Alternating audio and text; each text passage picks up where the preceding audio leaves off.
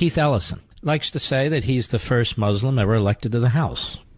Okay, great. It's America. These things do happen. That's what we say all the time. Anyone can become anything. It's a great country. Keith Ellison had long, significant ties with Louis Farrakhan. He was given a pass by the DNC and the media. He was, I don't know if he still is, the number 2 at the Democrat National Committee and strongly endorsed by Bernie Sanders. Keith Ellison, in my view, has been an anti-Semite. Then he wants to get higher office. He pretends he's not, and he pretends he had no relationship with Farrakhan. Sure he did. And he has been the congressman in the 5th District of Minnesota, and he wants to be the next Attorney General of Minnesota. But he's got a little problem now. His ex-girlfriend of many years is accusing him of domestic abuse. This is how NPR News, Minnesota Public Radio, because there's just not enough radio in Minnesota, you know, reports it. Keith Ellison, one of the leading candidates to be Minnesota's next Attorney General, confronted allegations Sunday of domestic abuse of a former girlfriend that surfaced days before the election that will decide the party's nominee. The allegation that the physical abuse was caught on video was posted to Facebook late Saturday night by the woman's son, 4 days before Minnesota's primary election, where Ellison is facing off against 4 other Democrats for the open Attorney General seat. In a written statement Sunday, Ellison denied the incident. He said he was in a long-term relationship that ended in 2016, but he denied the allegation of abuse.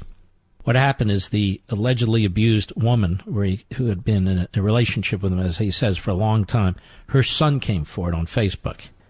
Austin Monahan, he's 25, he was very angry about what had happened to his mother. And now his mother has put out a statement confirming what the son says about long-term abuse by Ellison.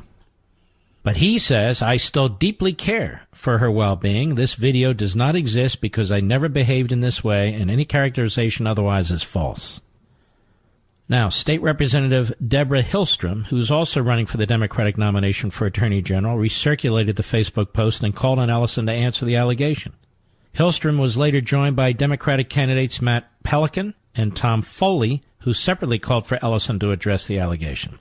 In the post, Austin Monahan, 25, said that in 2017, he was going through his mother's computer when he saw a file that included a 2-minute video showing Ellison in a physical alteration with his mother. The alleged video was not included in the Facebook post and has not been provided to NPR News. There are no police reports or court documents confirming the incident. Austin Monahan said he confronted Ellison by text message after he saw that video and said, I know what you did to my mama. Now, this is what's interesting about NPR News.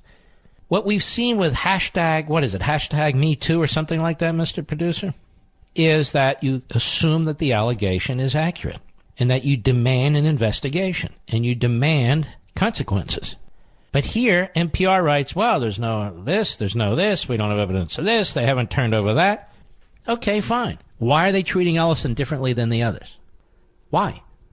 Because they want him to win, that's why. Karen Monahan, an organizer with the Sierra Club, was in a relationship with Ellison for years. The two are seen together in many of her social media posts, including hiking together in national parks and posing with the Obamas at the White House. Records show she lived in his Minnesota home before the relationship ended. Ellison, who was previously married to a different woman, is divorced. In recent weeks, Karen Monahan has been active on social media talking about the Me Too movement, which encourages women to share their experiences of sexual harassment and assault, and has also shown public support for Hillstrom's campaign for Attorney General. Until now, she hadn't named Ellison in the posts, but she had tagged him in many. More than 100 text and Twitter messages between Ellison and Karen Monahan, shared by Karen Monahan and reviewed by NPR News, show the two communicating after their breakup for months, coordinating her getting her things from his house.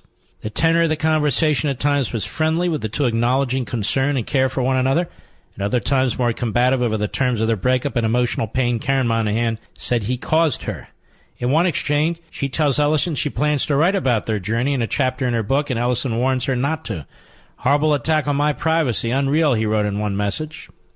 There's no evidence in the messages reviewed by NPR News of the alleged physical abuse. In a screenshot of December 2017 text message, which was sent to him. You know, this is very interesting to me, how the left deals with stuff like this. Like I say, they want evidence. Well, there's a lot of cases where there isn't evidence.